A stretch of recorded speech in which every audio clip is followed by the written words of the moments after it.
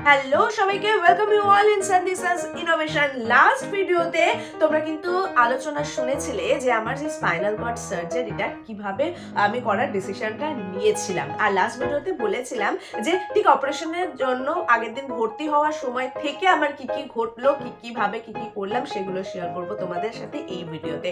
So stay tune with সানদিসাস innovation. পুরো ভিডিওটার সাথে থাকো, শেয়ার করছি তোমাদের সাথে আমার লাইফের বিশাল বড় একটা ডিসিশন, বিশাল বড় একটা ঘটনা। 9 তারিখ মানে 9 ফেব্রুয়ারি 2023 আমি ফাইনাল ইনস্টিটিউট অফ নিউরো সায়েন্সে ভর্তি হলাম। আমার লাইফে ফার্স্ট হসপিটালাইজেশন। ওই যে বললাম ব্ল্যাঙ্ক, আমি ফুললি ব্ল্যাঙ্ক, মানে কি রিয়াকশন কি কিচ্ছু না। খালি আমার শাশুড়ি মা এখনো বলেন যে মানে ওই দিনকে সকালবেলা আমি ওই যে ব্ল্যাঙ্ক ছিল, রান্না বান্না হয়ে গেছে, এসে জাস্ট শুয়ে রয়েছি, চোখ বন্ধ করে শুয়ে রয়েছি, আমি খালি কেঁদেই যাচ্ছিলাম। মানে আমি জানি না, আমি মানে জ্ঞানত কাটছিলাম না অজ্ঞানত কাটছিলাম আমি জানি না, কিরকম একটা অদ্ভুত ফিলিংস হচ্ছিল। মানে আমি বলে বোঝাতে পারবো না যে কি হচ্ছে এটা, কেন হচ্ছে এটা। যাই হোক, তো তারপর ফাইনালি দুপুরবেলা গেলাম, মা সন্দীপ ওরা গেছিল, কি আমাকে ভর্তি করিয়ে দিয়ে এলো। আমার দিদি জামাইবাবু ওরাও গেছিল দেখা করতে। তো গেলাম, আমার ছোট মামা শ্বশুরও গেছিলেন দেখা করতে। তো তারপরে ওখানে গিয়ে আমাকে ভর্তি করা হলো। বেড নাম্বারটা আমার এখনো মনে আছে, 527। দেখাবো তোমাদের, দেখো 527 নাম্বার বেড।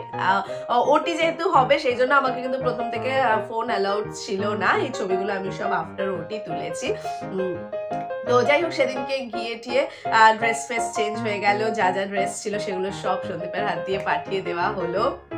ফাইনালি একটা বেড হলো আমার নামে, 527, রুগী নাম্বার 527। যাই হোক, একটা কিরকম ওই যে মিক্সড ফিলিংস একটা হচ্ছিল।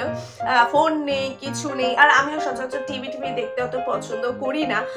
সো সময় কাটছে না, আমি জাস্ট এরকম দেয়ালের দিকে তাকিয়ে শুয়ে রয়েছি, আমার সময় কাটছে না, ভালো লাগছে না। যাই হোক, তারপর টাইমে খাওয়া আসছে। রাত্রিবেলা ঠিক টাইমের মধ্যে আমাকে খেতে দিয়ে দেওয়া হলো, যে না কালকে ওটি আছে, এই টাইমের মধ্যে খেয়ে নিতে হবে। তারপরে আর জল খাওয়া যাবে না, সেইগুলো হলো। সারা রাত্রির আমি জেগেছিলাম, আমি একটা মিনিটের জন্য আমি চোখ বন্ধ করে ঘুমোতে পারিনি, যেন বিশ্বাস করো। মানে ওই যে বললাম, ফিলিংসটা একটু অন্যরকম হচ্ছিল। পরের দিন সকালবেলা ফার্স্ট ওটি আমার হবে, 8টায় টাইম দেওয়া ছিল।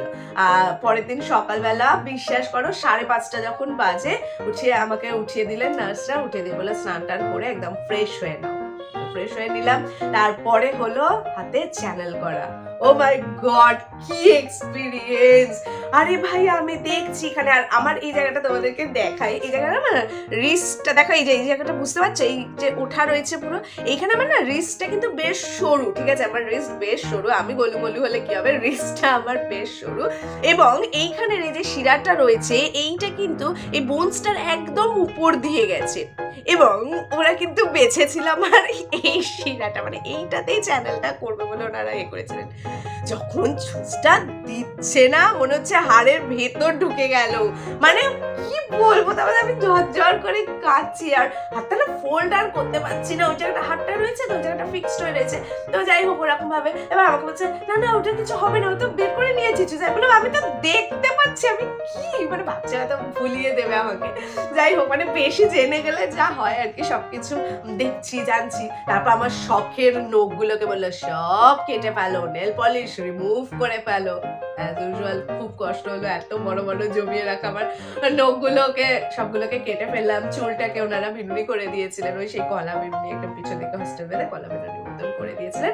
তারপরে পরানো হলো আমাকে ওটি ড্রেস, এবং তারপরে আমাকে হুইল চেয়ারে করে নিয়ে যাওয়া হচ্ছে। এবার আমি তখন বলছি, আরে ভাই আমাকে যে নিয়ে যাচ্ছে আমার বাড়ির লোক কোথায়, আমার সন্দীপ কোথায়, যে ও না এলে ওকে না দেখলে আমি ওটি করাতে নিয়ে চলে যাবে, আমি বুঝতে পারছি। তখন আমাকে বলছে যে আপনার বাড়িতে কল করা হয়েছে, কিন্তু ওনারা কেউ ফোন ধরছে না।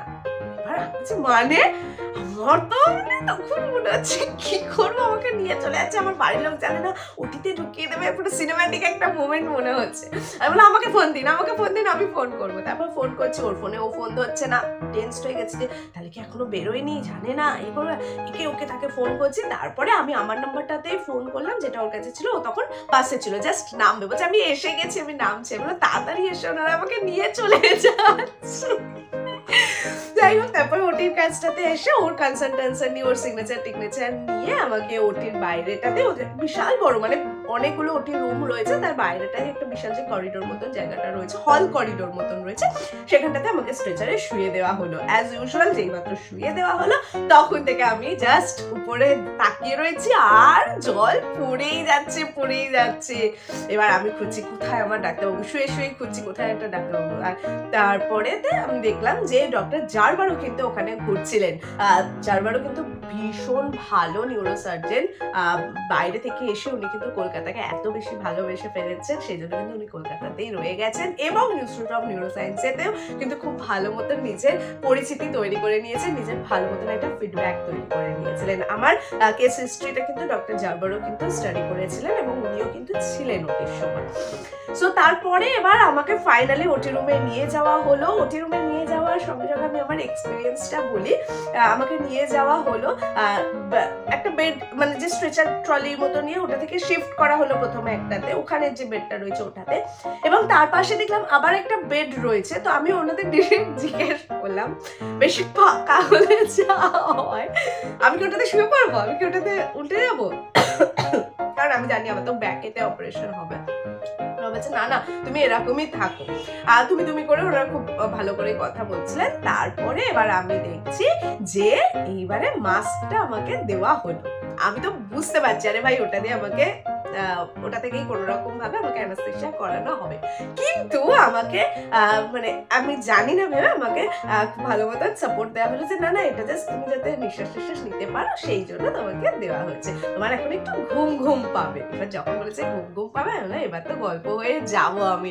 তাই আমি না দেখছি এরকম শুয়ে এরকম ভাবে দেখছি যে আমার পাটাগুলো আমি দেখতে পাচ্ছি তো। তারপরে ফ্র্যাকশন অফ সেকেন্ড ব্ল্যাঙ্ক, আর কিচ্ছু মনে নেই আমার, কিচ্ছু না, নাথিং, ঠিক আছে। তারপরে যখন বুঝতে পারলাম আমি স্ট্রেচারে শুয়ে আছি। আমি কিন্তু চোখ খুলে কিছু দেখিনি তখন, আমার মনে আছে এখনো, মানে প্রত্যেকটা মোমেন্ট প্রত্যেকটা ফিলিংস আমার মধ্যে রয়েছে, ফিল করতে পারি এখনো।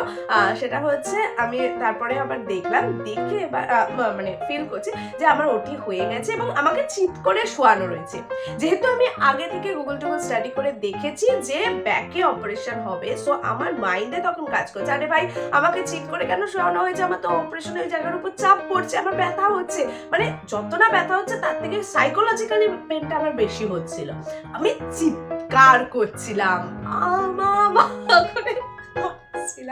ডাক্তারবাবু ছুটেছে কি হয়েছে আমার না খুব ব্যথা হচ্ছে, আমাকে সাইড করে শোয়ানো, আমাকে সাইড করে শুয়ে দেবো। আচ্ছা ঠিক আছে কিছু হবে না, বাট সাইড করে শুয়ে। তারপরে ওখান থেকে আমাকে বেশ কিছুক্ষণ পরে নিয়ে আসা হয়েছিল রুমে। আমাকে ওটিতে ঢোকানো হয়েছিল তখন ঘড়িতে বাজে হচ্ছে 9টা, ঠিক আছে, মানে ওটির ওই রুমটার ভেতরে নিয়ে যাওয়া হয়েছিল 9টা বাজে। এবং তারপরে যখন আমাকে ফাইনালি আমার বেডেতে 527 নম্বর বেডেতে ফেরত আনা হয় তখন ঘড়িতে ছিল বিকেল 5টা। Yes, this long time. বুঝতে পারছো কি হয়েছে, কত বড় অপারেশন। যাই হোক তারপরে বেডেতে আমাকে দেওয়া হলো এবং তখন যেহেতু চ্যানেল ছিল তো ওখান দিয়েও পেন কিলার দেওয়া হয়েছিল, কোমরেতেও পুশ করা হচ্ছিল ইনজেকশন, তো দিয়ে তারপরে আমি ঘোরের মধ্যেই ছিলাম। 9:30টার সময় আমার একটু ঘোরটা কাটাতে তখন ওনারা আমাকে স্যুপ দিয়েছিলেন যে না আজকে যেহেতু অপারেশন হয়েছে সো হেভি কিছু খাওয়া দেওয়া হবে না, স্যুপ খাও, তারপর ওষুধ খেয়ে আমি ভাবলাম শোবো। ওই ব্যথা আস্তে আস্তে বুঝতে পারছি যে ব্যথা এদিক ওদিক তো হুটফাট করার কোনো অপশনই নেই। নেক্সট যেটা আমাকে শুনতে হলো যে এই ব্যথার কোনো রকম এত করার কিচ্ছু নেই, কারণ কাল সকালবেলায় ভোরবেলায় ডাক্তারবাবু আসবেন এবং উনি কিন্তু হাঁটাবেন। মানে আমার আজকে ওটি হয়েছে, কালকে সকালবেলায় এসে ডাক্তারবাবু হাঁটাবেন? বললেন হ্যাঁ। ওনারা বললেন হ্যাঁ, আর ডাক্তারবাবু কিন্তু ভীষণ স্ট্রিক্ট, কোনো রকম নড়চড় হবে না এবং পাংচুয়াল অলসো। তো সকালবেলা 5:30 আবার মানে পরের দিন ভোরবেলা 5:30 বাজতে না বাজতে ওনারা যেহেতু ওটি হয়েছে সেই জন্য আমাকে গানটা স্পঞ্জ করে দিয়ে ফ্রেশ করে ড্রেস পরিয়ে রেডি করে দিলেন। ঠিক ঘড়িতে 8:30 ডক্টর অনিন্দ বাসু, ডক্টর জারবার এবং ডক্টর এসকে দাস, ঠিক আছে, 3 জনে ঢুকলেন। ঢুকে ফার্স্ট রিঅ্যাকশন কেমন ফিল করছেন? ভালো। উঠুন এবার। হ্যাঁ উঠুন, হাঁটতে হবে। হ্যাঁ তো ডাক্তারবাবু নিজে উঠালেন আমাকে হাত ধরে, উঠিয়ে এবার হাঁটানো শুরু করলেন। বিশ্বাস করো আমি সেই মোমেন্ট কিচ্ছু ফিল করতে পারছিলাম না যে আমার কোমরে অপারেশন হয়েছে। আমি নর্মাল স্টেপে হাঁটছি, কোনো রকম পেন হচ্ছে না, কিছু হচ্ছে না, পা ফেলছি এসেছি। ডাক্তারবাবু আমাকে জিজ্ঞেস করলেন যে কিছু ফিল করতে পারছেন? বলে আমি না বুঝতেই পারছি না যে আমার কালকে ওটি হয়েছে। তো বললেন ঠিক আছে, এই সন্ধ্যাবেলা, দুপুরবেলা বা সন্ধ্যাবেলা নিজে নিজে একটুখানি করিডোরে হাঁটাটা প্র্যাকটিস করবে, ডেলি এই জিনিসটা চলতে থাকবে বলে ওনারা চলে গেলেন। রিপোর্ট নিয়ে চলে গেলেন। তো তারপরে আমি তখন খালি একটাই জিনিস করলাম, আমি তো হেঁটেছি, আমাকে এর রিটার্ন স্বরূপ আমাকে একটুখানি একটা পারমিশন দেবেন? তখন বলছে হ্যাঁ হ্যাঁ বলো কি পারমিশন? আমি বললাম আমাকে একটু ফোনটা রাখতে। আচ্ছা ঠিক আছে। ব্যাস ওই একটা মনের শান্তি, ফোন আমি রাখতে পারবো, ফোনটা আমি হাতে পাবো। ফোন ছাড়া আমি না কেমন একটা ব্ল্যাঙ্ক হয়ে যায়। যাই হোক, তো সেটার পরেতে 11টার সময়, তারপরে 11:30 থেকে 12:30 হচ্ছে ওখানে ভিজিটিং আওয়ার, শুধু সকালবেলায় ওই টাইম, এবং জাস্ট 2 জন করেই কিন্তু ভেতরে অ্যালাউ করে, তার বেশি কিন্তু অ্যালাউড নয়। ঠিক আছে, ভীষণ মেনটেন, রুলস রেগুলেশনস এর দিক থেকে কিন্তু ইনস্টিটিউট অফ নিউরোসায়েন্স ভীষণভাবে মেনটেন। খুব ভালো লাগলো ব্যাপারটা। হয়তো প্রাথমিক ক্ষেত্রে মনে হচ্ছে যে হ্যাঁ এতজন আমাকে দেখতে এসছে, সবাই দেখতে আসতে পারলো না, দেখা করতে পারলো না, বাট কিছু কিছু ক্ষেত্রে বলে না রুলস রেগুলেশনস ভীষণভাবে মেনটেন হওয়া দরকার। সো আমি কিন্তু এই ব্যাপারটাকে ভীষণ সাপোর্ট করি যে হ্যাঁ ঠিক আছে চলো, ভালো, বেশি ঘ্যাঞ্জার হওয়ার থেকে তার চেয়ে ঠিক আছে অল্প অল্প করে। যাই হোক, তারপরে সকালবেলায় এলো মা, শাশুড়ি, তারপরে এলো আমার জামাইবাবু আর সন্দীপ। তো এটা অদ্ভুত শান্তি। হ্যাঁ তার সাথে জমা যত গল্প দেখাচ্ছি, চ্যানেল এইখানে হয়েছে, চ্যানেল ওখানে হয়েছে, সেই হ্যাঁ না।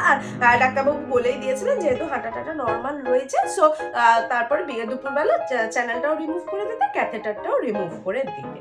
তো তারপরে ফোনটাও যেই হাতে পেয়ে গেলাম, ব্যাস মনে হচ্ছে যেন একদম ব্যাক টু নর্মাল লাইফ। হ্যাঁ, তবে এদিক ওদিক করাতে একটু ব্যথা করছিল, মানে একটু না বেশ ভালোই ব্যথা করছিল, যেহেতু পেন কিলার ইনজেকশনস গুলো বন্ধ হয়ে গিয়ে জাস্ট মুখে ইনটেক করতে হচ্ছিল, তো সেই জন্য ব্যথাটা একটু হালকা হলেও ছিল।